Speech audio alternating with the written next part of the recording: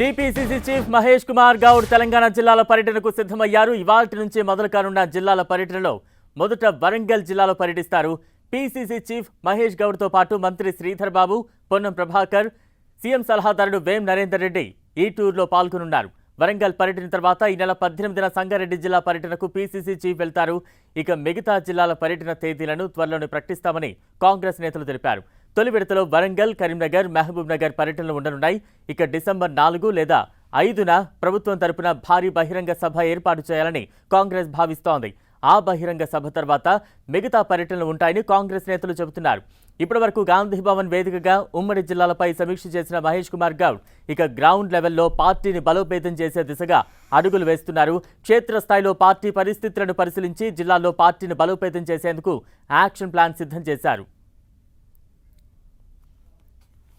TPCC chief జిల్లాల పర్యటనకు సంబంధించి మరింత అప్డేట్స్ అందించేందుకు మా ప్రతినిధి ప్రతాప్ సిద్ధంగా ఉన్నారు. ప్రతాప్.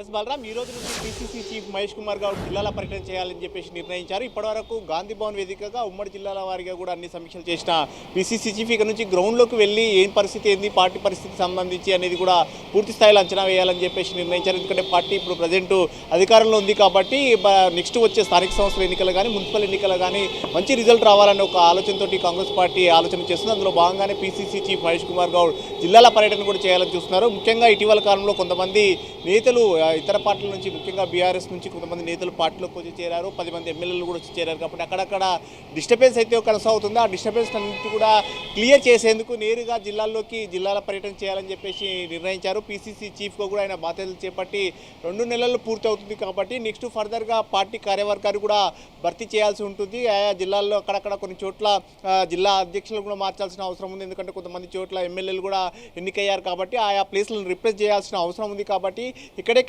ఎలాంటి సిచ్యువేషన్ ఉంది, వాటిని ఏ విధంగా భర్తీ చేయాలో, ఫుల్ఫిల్ చేయాలనే దానిపైన అంశంపైన కూడా పీసీసీ చీఫ్ నేరుగా జిల్లాల పర్యటన చేయాలని భావిస్తున్నారు. ఈరోజు నేరుగా వరంగల్ జిల్లాకు పర్యటనకు వెళ్తున్నారు. వరంగల్ జిల్లా తర్వాత నెక్స్ట్ ఎల్లుండి సంగారెడ్డి జిల్లాలో కూడా మీటింగ్ ఉంటుందంటున్నారు. ఆ తర్వాత ఇప్పటికే ప్రభుత్వం కూడా దాదాపు ఏడాది కావస్తుంది. కాబట్టి కాంగ్రెస్ పార్టీ ప్రభుత్వం ఏర్పడి కూడా 1 ఇయర్ అవుతుంది. కాబట్టి దీన్ని దృష్టిలో పెట్టుకొని సంబరాలను కూడా చేయాలని చెప్పేసి ప్రభుత్వం నిర్ణయించింది. ఆ ప్రభుత్వం ఏదైతే కార్యక్రమం తీసుకుందో దాన్ని సక్సెస్ఫుల్గా రన్ చేయాలనేదానికి కూడా కాంగ్రెస్ పార్టీ శ్రేణులంతా కూడా అండగా నిలవాలని చెప్పేసి భావిస్తున్నారు. అందులో భాగంగానే ప్రభుత్వం చేపట్టదలుచుకున్న విజయోత్సవాలు ఏవైతున్నాయో వాటికి సంబంధించి ఇప్పటికే వరంగల్ వేదికగా మహిళా సదస్సు నిర్వహించాలని చెప్పేసి, కరీంనగర్ వేదికగా యూత్కు సంబంధించిన సదస్సు నిర్వహించాలని, అదేవిధంగా మహబూబ్ నగర్ వేదికగా రైతు సదస్సు నిర్వహించాలని చెప్పేసి ప్రభుత్వం ఇప్పటికే నిర్ణయించింది. కాబట్టి వాటిని ఆ మూడింటిని కూడా సక్సెస్ఫుల్గా చేయాలని చెప్పేసి పార్టీ దీన్ని పూర్తిగా భుజస్కంధాలపైన వేసుకొని సక్సెస్ఫుల్ చేయాలని చెప్పేసి ఆలోచన చేస్తుంది.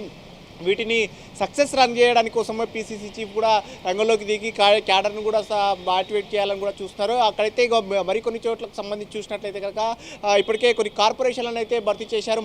మరికొన్ని కార్పొరేషన్లు భర్తీ చేయాలని చెప్పేసి ప్రభుత్వం భావిస్తుంది. కాబట్టి అయితే గ్రౌండ్ లెవెల్గా ఎవరు వర్క్ చేశారు, ఏ విధంగా ఉంది పరిస్థితి అనే దానికి సంబంధించి, ఎవరికి కార్పొరేషన్ పదవులు ఇస్తే పార్టీకి లాభం చేకూరుతుందనే అంశాలకు సంబంధించి కూడా దాన్ని బేరీజు వేయించుకోవాలని కూడా చూస్తున్నారు. మరోవైపు ప్రభుత్వం ప్రతిష్టాత్మకంగా చేపట్టిన బీసీ కులగణన ఏదైతే ఉందో, ఆర్థిక సామాజిక కులగణన ఉందో, వాటికి సంబంధించి కొన్ని చోట్ల అక్కడక్కడ కాస్త డిస్టర్బెన్స్గా ఉంటుంది. కాబట్టి దాన్ని సెట్ చేసేందుకు కూడా పార్టీ నేతలంతా కూడా చొరవ తీసుకోవాలి.